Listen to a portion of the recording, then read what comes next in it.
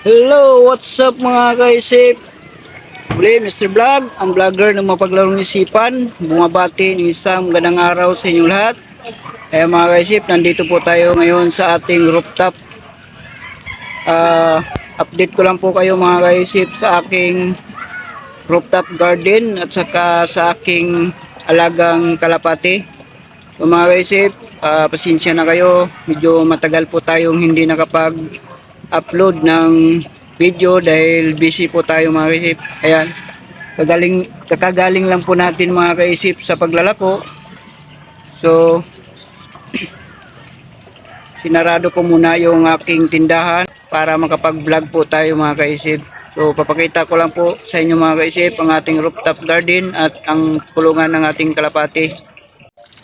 Ayan po mga kaisip ang ating mga kamatis. So palaos na po siya mga kaisip. Naantay na lang po natin na maubos yung bunga dahil tatanggalin na po natin siya mga kaisip. So may mga pinitas na po ako dito mga hinog mga kaisip kanina kasi nag-video po ako sa kabilang cellphone. Na full storage po siya mga kaisip. Kaya itong isang cellphone ang ginamit ko. So yan mga kaisip. Ito po ating mga kaisip, Vietnam Rose. Medyo hindi na rin maganda. No, tanggalin din po natin yan mga kaisip. Ilipat po natin yan sa maliit na paso para magamit din po natin yung paso niya para dito sa ating itatanim na sili. Itong sili na to mga kaisip, halo po ito mga kaisip. Ito po yung kulay dilaw na siling malaki, yung atsal kung tawagin. So may green din po dyan. Tsaka di ko rin po alam kung kasi may nahalo rin po dyan na sililong. So ang kailangan ko lang po sana dyan mga kaisip is yung kulay dilaw na sili. Dahil madalang ko lang po yung nakikita ko lang yun sa mga malalaking grocery tulad sa mga mall. So para po makuha po natin yung hinahanap nating siling dilaw, kailangan po nating magtanim ng marami mga kaisip, kaya kailangan po natin ng maraming paso. So yung ating halaman dito na mayana, tinanggal na po natin mga kaisip para magamit po natin yung paso niya. Kasi yung mayana po pala mga kaisip is napakadali lang pong itanim. Itusok mo lang sa paso na may lupa, siyempre mabubuhay na po siya. Tsaka marami po akong nakikitang pangtanim. O manghingi lang po tayo sa ating mga suki sa paglalako po ng mga bawang paminta. So ito na po yung ating tanglad mga kaisip, dalawang paso po yan. Tinanggal na po natin yung isang paso para magamit po natin yung mga paso. So ilan lang po ang iiwan natin mga kaisip tulad nitong halaman na ito mga kaisip. Kasi nagagandahan po ako dito sa halaman na ito mga kaisip dahil wala po siyang seasonal, hindi po siya seasonal. Basta bulaklak lang po siya ng bulaklak. So madali lang din po siyang buhayin mga kaisip tulad na nangahulog yung niya, buto, tumutubo. So ang ating kangkong mga kaisip ay hindi rin po natin inalis. Bali nagbawas lang tayo ng lupa dahil hindi na po siya madiligan dahil sa kakadagdag ko ng dumi ng kalapati sa tuwing aanihin ko siya ay umabot na po siya sa pinaka dulo ng timba ba yan tawag yan. Yan ang ating sili labuyo mga kaisip. Ang dami rin pong bunga, sayang nga lang at nung isang araw ay hindi po natin nadiligan kaya nangulubot po ang kanyang bunga. So yung ibang sili mga kaisip tinanim na po natin. Ayan, yan tingin ko dito mga kaisip sa dahon pa lang ito ay sililong. So ayan mga kaisip kasi patulis po yung dahon niya. Hindi lang po natin alam kung yun ba, haka-haka lang po natin yun mga kaisip. Ayan mga kaisip, ito may talong din po tayo mga kaisip dito, tumubo. Ayan, namunga na po siya mga kaisip. Dapat ganito lang po kataba yung talong para bumunga, kasi pag sobrang taba po ay hindi po siya nakakabunga, namamatay po siya. So ang problema lang po natin mga kaisip, itong mga ganitong insekto na to, itong umatake dito sa aking rooftop garden. Tsaka yung dito sa kamatis. Ayan, yung puti-puti na yan. So sa mga nakapanood po dito ng video ito mga kaisip, comment below lang po kayo kung ano pong mai-suggest nyo dyan na pwedeng i-spray natin. O mag-research din po ako sa YouTube ba, Google ba? Hindi ko rin po alam dahil hindi ko po kabisado yan. Ayan po mga kaisip, may oregano po tayo dito mga kaisip. Ayan, yung isang paso po ay binaba po natin sa baba para magamit ng mga nanay sa inuubo nilang mga anak. So ayan mga kaisip, yung pinagtaniman po natin ng kalabasa. Yan, gagamitin po natin yung lupa na yan sa mga pasong tataniman natin ng sili. Ayan mga kaisip, may tumubo po siyang kamatis mga kaisip pagtanggal ko doon sa kalabasa, kaya hinayaan ko na lang na tumubo dahil wala pa naman po tayong itatanim dito. Pero ngayon po dahil mayroon na tayong siling itatanim, antayin lang po natin na maubos ang bunga. Ayan mga kaisip po. So kanina mga kaisip, nagvideo ako, may napitas na ako dyan na bunga. Ayan po. Yan, marami na po ako napitas yan mga kaisip.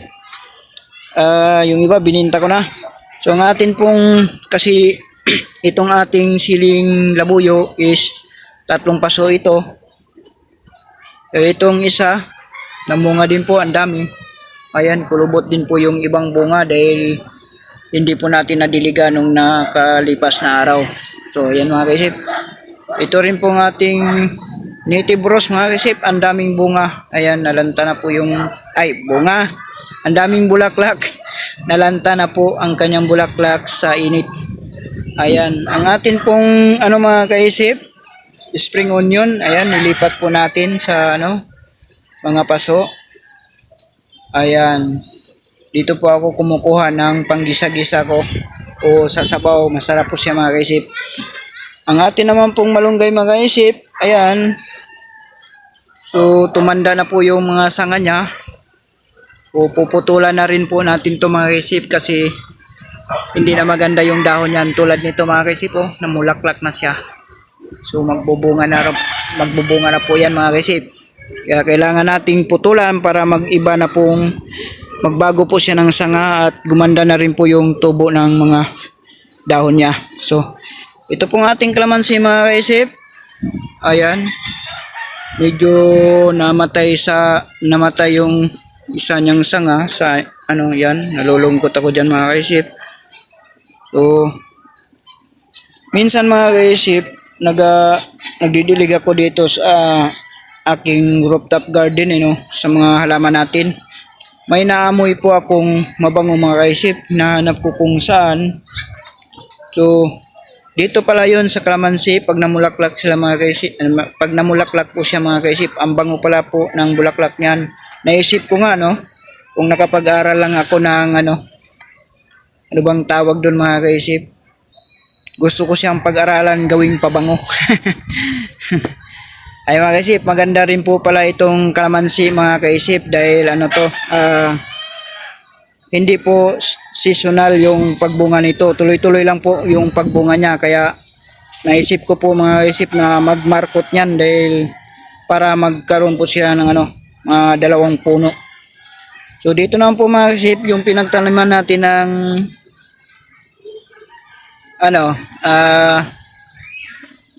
tanglad. May tumubo pong kamatis, hinayaan ko lang po, tinanggal ko na rin po yung tanglad dahil may tinanim na po akong sili. Ayan. Sa ganito kalaking paso mga kaisip, try ko na taniman ng 2 puno kasi ang na-experience ko po dito mga kaisip, kapag nagtanim ka ng 2 puno sa maliit lang na paso, ang isa po ang lumalaki, yung isa maliit. Kaya siguro naisip ko, nag-aagawan sila ng sustansya na sa tawag niyan, hindi ko ma-explain.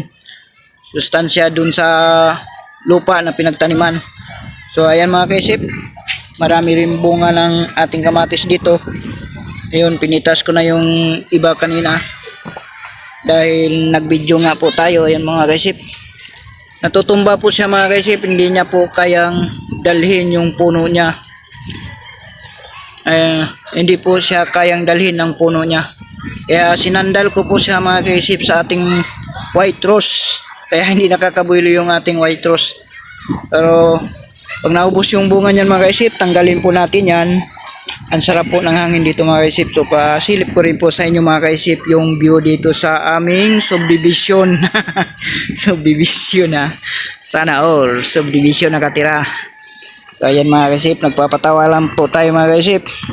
Ito po pala mga kaisip yung isa pang paso nating sililabuyo. Ito yung tanggalin natin mga kaisip para magamit natin yung paso. Dahil ano na po siya mga kaisip. Pero tuloy-tuloy pa rin po yung bunga niya mga kaisip. Maski ganyan na po ang itsura niya.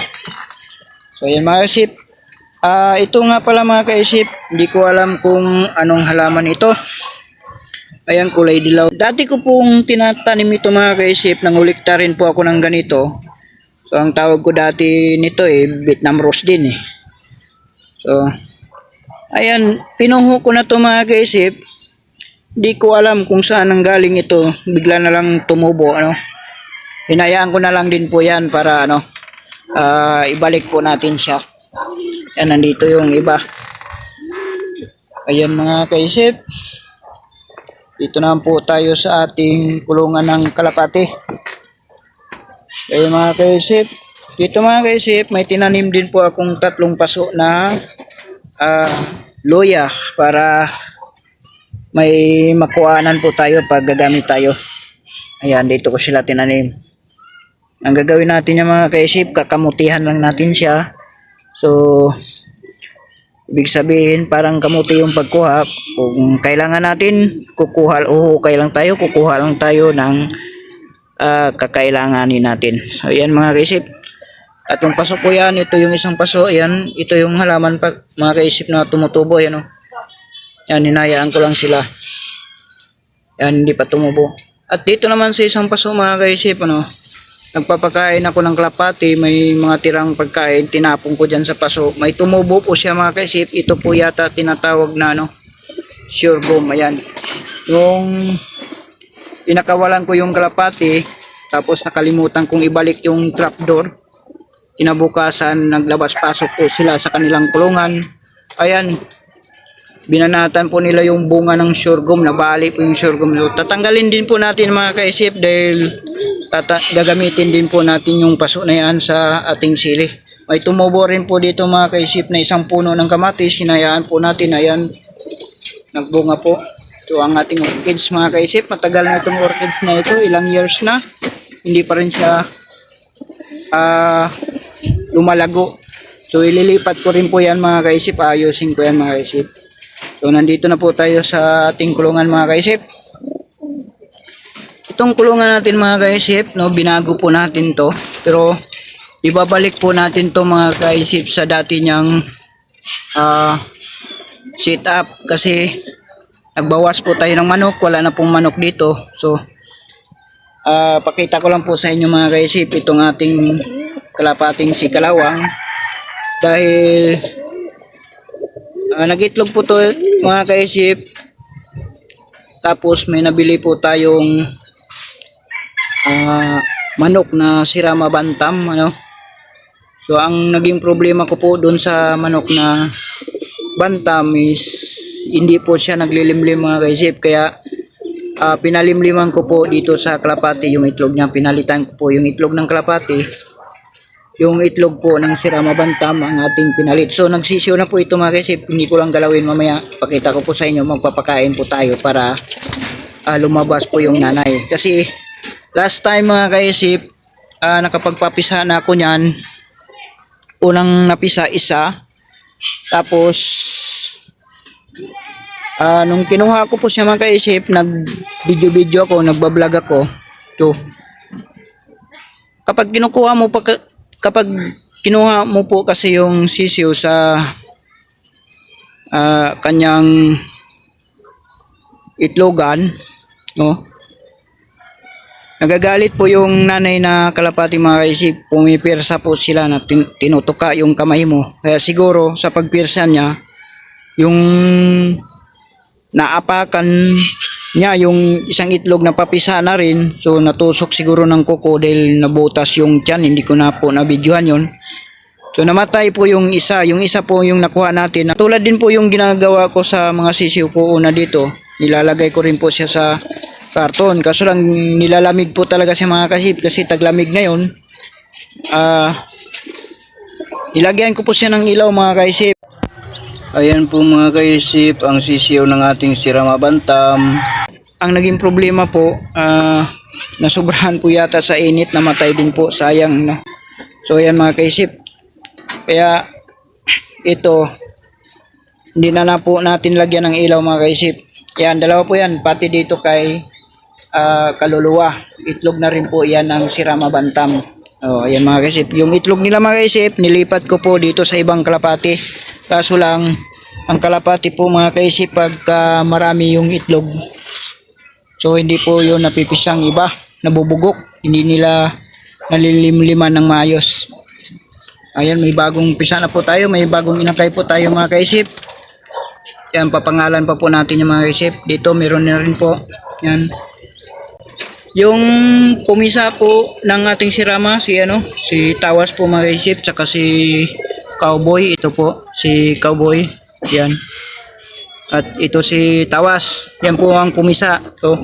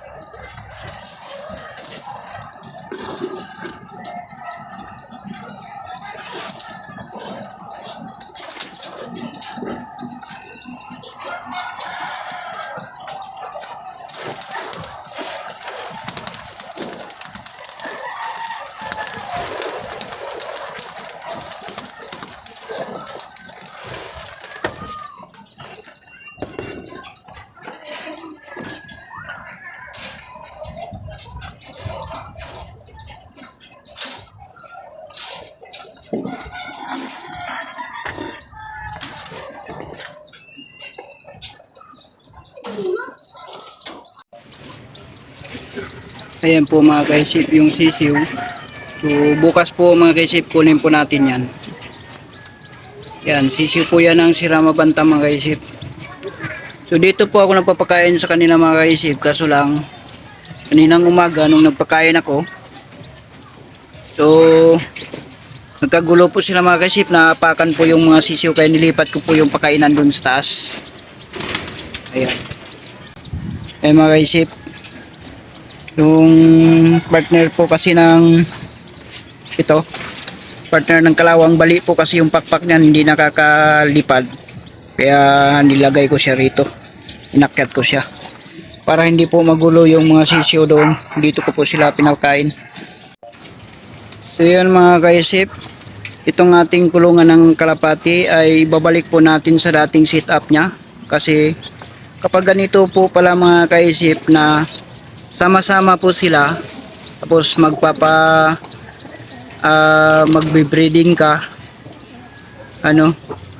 hindi po maganda mga kaisip, dahil hindi po sila nakakalimlim ng maayos, dahil halo-halo po sila mga kaisip. Mas maganda po pala talaga yung isang pares na kalapati, isang kwarto, isang kulungan. Ayan, ipabalik po natin sa dating setup yan mga kaisip. Kasi yung ating nabiling sirama bantam mga kaisip ay hindi naglilimlim. So dito po natin ipalimlim sa mga kalapati. Kaya ibabalik po natin yan sa dating setup mga kaisip para makapag-concentrate po sila sa paglilimlim, para mapisa po ng maayos yung ating si Rama Bantam. So yun lang mga kaisip. Kung nagustuhan nyo po ang video ito, huwag nyo pong kalimutang mag-like, mag-subscribe at pindutin nyo na rin po yung notification bell para updated po kayo sa mga susunod kong video. Marami pong salamat sa inyong panonood. Ingat po kayo palagi. Bye-bye!